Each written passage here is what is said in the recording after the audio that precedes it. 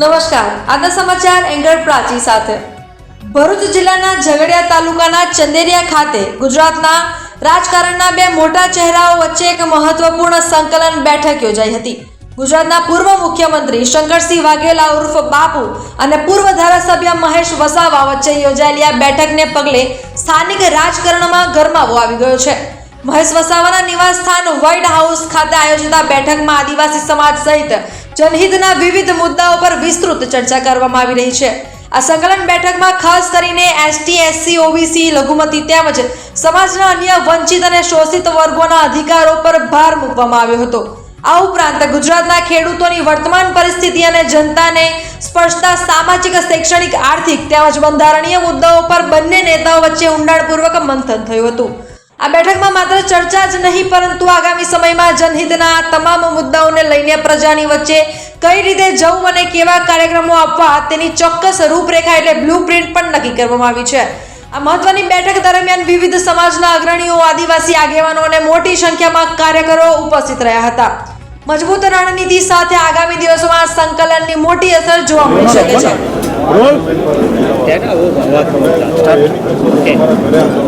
બાપુ, આજે ભરૂચ આંગણે પધાર્યા છો, સંકલન બેઠકનું મુખ્ય કારણ શું છે? થોડા દિવસ પહેલાં આપણા છોટુભાઈ વસાવા, એમના દીકરા મહેશભાઈ વસાવા, પૂર્વ ધારાસભ્ય, એમની સાથે મળવાનું બનેલું ગાંધીનગરમાં. અને એ વખતે છોટુભાઈ સાહેબ સાથે વાત થઈ કે જે કંઈ બિલિસ્તાની મુવમેન્ટ છે એને આગળ વિચાર કરવા માટે જે ટાઈગર સેના એમની ચાલે છે, જેમનું હેડક્વાર્ટર જ્યાં અત્યારે એની મિટિંગમાં આપણે આ વાત કરી રહ્યા છીએ, તો મળવાનું થાય તો સારું. એટલે એ દિવસે આજે અહીં મળવાનું નક્કી થયેલું, એના અનુસંધાનમાં આવ્યા છે. સી દેશમાં એડમિનિસ્ટ્રેશન જેટલું ડિવાઇડેડ હોય, ડિસેન્ટ્રલાઇઝ એડમિનિસ્ટ્રેશન, ડિસેન્ટ્રલાઇઝ ઇકોનોમી એ સરકાર માટે, સમાજ માટે સારું. એટલે વહીવટી વિકેન્દ્રીકરણ, અને એમાં જ્યારે આખા દેશમાં સૌથી વધારે જે માલિક કહી શકે, મૂળ નિવાસી, શહેર, જમીન, જંગલના માલિકો, એની હાલત એટલી ખરાબ છે આરોગ્યની બાબતમાં, શિક્ષણની બાબતમાં, પીવાનું પાણી, ના લો એન્ડ ઓર્ડર, બધી રીતે માર એમના ઉપર આવે. જેની સામે કોઈ પોતાનું કહેવાય એવું કોઈ ન હોય. એવા ઠેકાણે જો આ બિલિસ્તાન બને, જોહાર પ્રદેશ બને, આદિવાસી પ્રદેશ બને, તો એ પ્રદેશમાં ગુજરાત, મધ્યપ્રદેશ, રાજસ્થાન અને મહારાષ્ટ્ર, આ વિસ્તારની 58-60 વિધાનસભાની બેઠકો થાય. એટલું ગુજરાત 27 બેઠકોનું માલિક છે. બીજી 10 બેઠકો આદિવાસી સમાજ ધારે એને જીતાડી શકે એવી તાકાત છે એનામાં. અને એ કમિટમેન્ટ આપે જે સરકાર બને એ, કે અમે એસેમ્બલીમાં આનો ઠરાવ કરીને રાષ્ટ્રપતિને મોકલી આપીશું કે બિલિસ્તાનની વાત જે કહી છે એમાં આની હિમાયતી છે. એ સમાજ મધ્યપ્રદેશ પર દબાણ કરે કે તમે બી ઠરાવ કરો કે મત નહીં આપીએ. એવું રાજસ્થાનમાં તો 2 MP જીત્યા અને હમણાં ગઈ લોકસભામાં, એવું મહારાષ્ટ્રના પણ. તો એના લીધે આખા સમાજની અલગ દુનિયા. તમે આજે તમે બિહારથી અલગ પડ્યા પછીનો પ્રદેશ, એનો વિચાર કરો.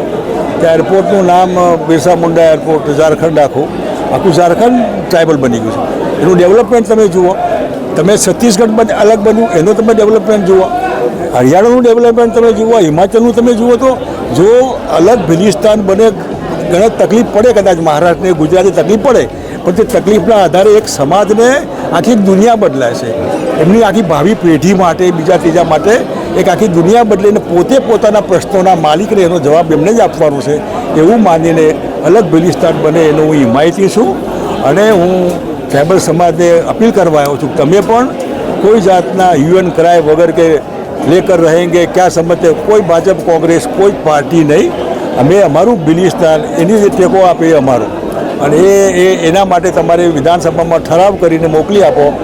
એના માટે યુથમાં એના બધા જુવાન આદિવાસી જે એગ્રેસિવ હોય છે બધા, કે અમારે, અને એના માટે અમે ઘણા બધા મિત્રોને મળવાનું પણ મારે બન્યું.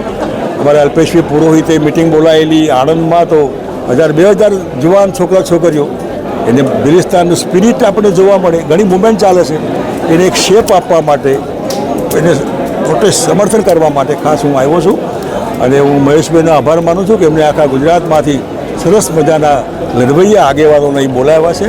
અને એના આધારે જે કંઈ દારૂબંધી વાત છે, જે એક મજાક છે ગુજરાતમાં, આવી દારૂબંધી હોય તો એ હું ન હોય તો એ માટે દારૂબંધીને અલગ એક લીકર પોલિસી બનાવો, જે લીકર પોલિસીના આધારે જેની સોર્સ ઓફ ઇન્કમ એટલી બધી છે જેથી ગુજરાતની પબ્લિકને KG to PG free education બધાને, એવી રીતે હેલ્થ ફ્રી હેલ્થ, કોઈ જરૂર નહીં તમારી અમુક ઓફિસ.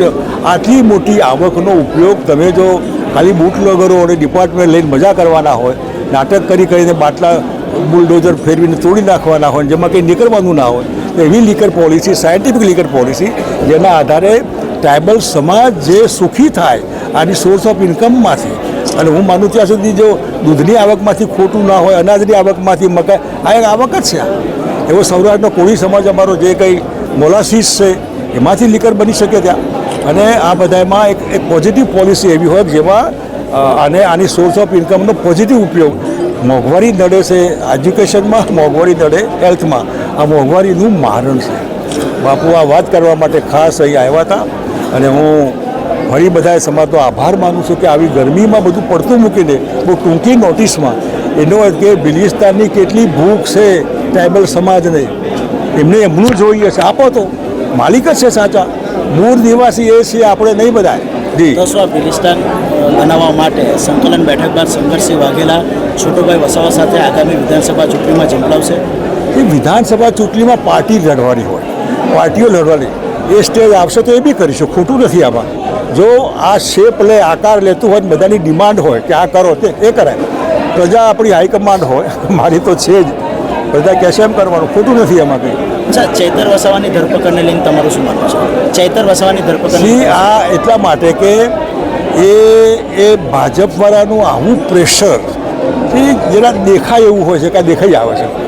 જે તમે જે હાવ એવું લાગતું કે તમે આ વધારે પડતું, જેમ બંગાળના ઇલેક્શનમાં વધારે પડતું દેખાઈ આવ્યું, એમ તમે એને જે કંઈ બોલ્યા હોય એના રસ્તા ઘણા છે, પણ ગણતરી કરીને તમે 7 વર્ષથી તમે કરો, એના પ્લસ માઇનસ પોઈન્ટ હોઈ શકે, એની ભાષાનો વિવાદ હોય, બધું હોઈ શકે, પરંતુ તમે આ ધંધો કરો એ બરાબર નહીં.